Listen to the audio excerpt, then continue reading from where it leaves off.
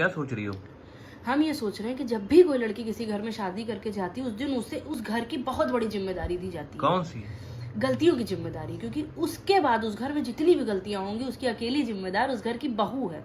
क्यों?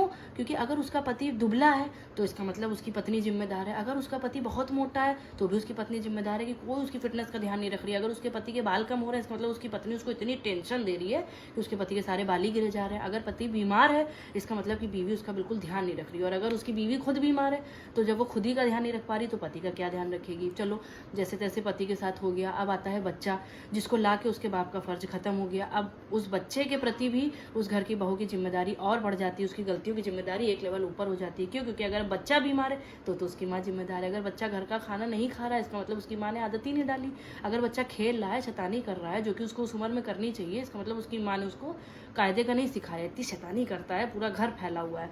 तो ये करके उस घर में जितनी भी गलतियां हो रही है उसके जिम्मेदार उस घर की बहू होती है। नहीं तो कुछ अच्छे काम भी तो करती हो। अच्छी काम की जिम्मेदार वो नहीं है, अच्छी काम की जिम्मेदार तो उस घर के मतलब लोग उसको इतना सपोर्ट कर रहे हैं, उसका पति इतना सपोर्ट कर रहा है, उसके ससुराल वाले इतना सपोर्ट कर रहे हैं कि उससे अच्छा काम हुआ जा रहा है।